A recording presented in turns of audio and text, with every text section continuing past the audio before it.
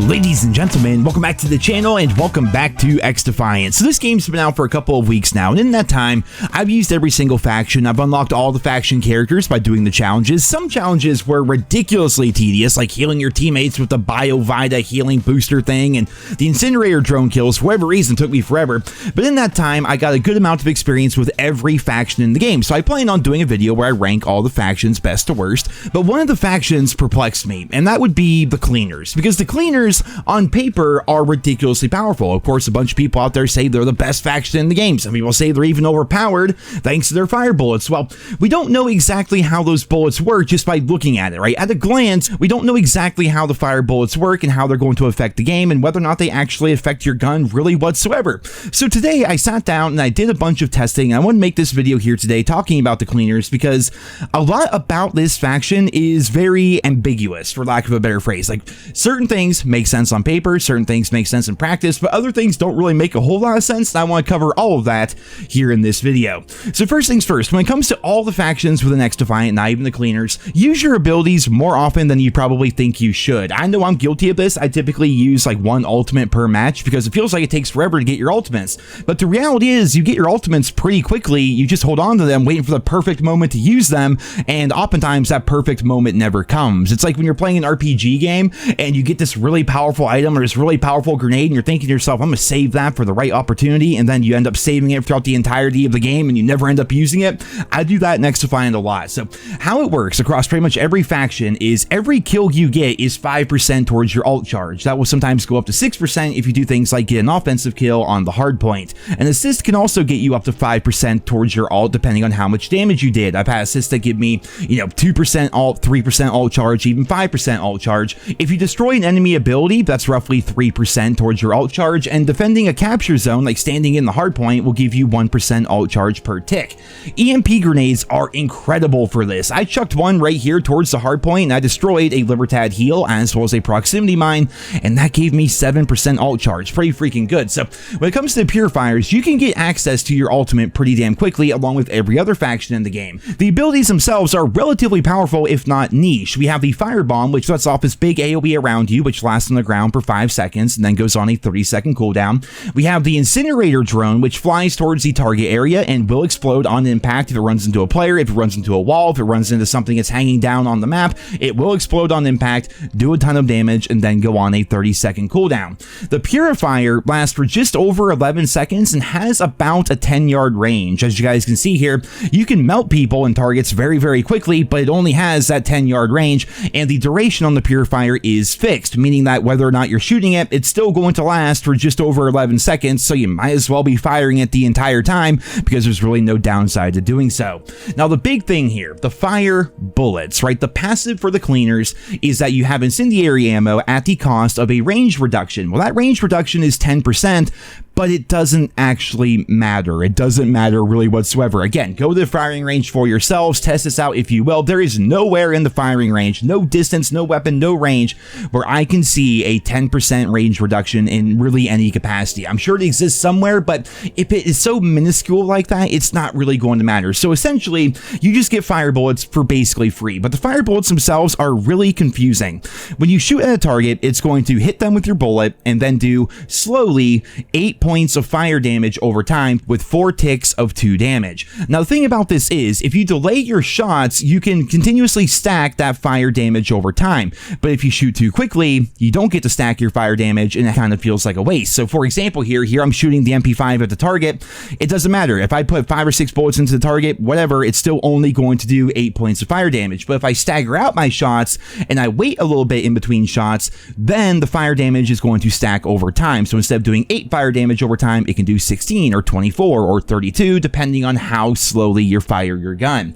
Now, that may sound kind of good, right? That fire damage over time, but in reality, if you're using full auto weapons, you don't even really get to have that benefit of the fire damage. Like, the time to kill, which you can see right here in the firing range, is exactly the same, whether or not you're using fire bullets. It takes so long for the fire damage over time to take effect, well, so long in first-person shooter terms, that it doesn't even matter. If you're just shooting at your target and you kill them, you're not killing them any faster because the fire damage doesn't actually have time to take effect. That is where I see a lot of the misconceptions surrounding the Cleaners coming from. They think that, essentially having fire bullets means you're doing stopping power damage, right? You're doing more damage per bullet. You really aren't. You're doing the same amount of damage per bullet, but then slowly you will do 8 points of fire damage over time if you stop shooting for all intents and purposes. Now, there are some scenarios where this can be good. For example, here we have the M4 and we're shooting at the 50-yard target dummy here. Now, if I just spam my shots, it's not really going to change anything, but if I'm slowly tap firing over time, well then yeah, it's going to kill in one less bullet, but also you're tap firing as compared to trying to go full auto or really trying to spam down your target. So essentially,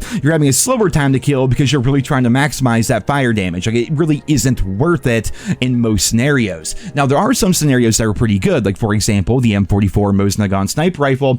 If you hit somebody in the upper chest, the sniper will do 112 damage, which is enough to kill pretty much anything in the game, with the exception of the Phantoms, who have 120 health. Well, if you do 112 damage, quick math here, and then 8 fire damage over time, that is exactly 120 damage, which will in fact kill the enemy Phantom player with only one shot thanks to your fire damage. Again, that 10% range reduction, it really doesn't matter whatsoever in XDefiant. It's basically a moot point. It's a non-factor. Now, I have seen some people talking about different attachments on certain marksman rifles where if you get a headshot with the right attachments and then the fire damage over time, it will allow you to get one-hit kills on your target. But again, you're waiting for that fire damage over time, and while you're waiting for the 8 points of damage to go off, you might as well just fire a second shot, right? I mean, it doesn't really take that long. So I'm kind of perplexed when it comes to the cleaners. There are certain niche situations where the fire bullets feel really good. Sometimes, you know, you're facing a Phantom, you're using a submachine gun, and you basically kill them. You get them really close, but because they have that extra 20 health, they end up taking you out. They barely survive. Then your fire damage over time might take them out.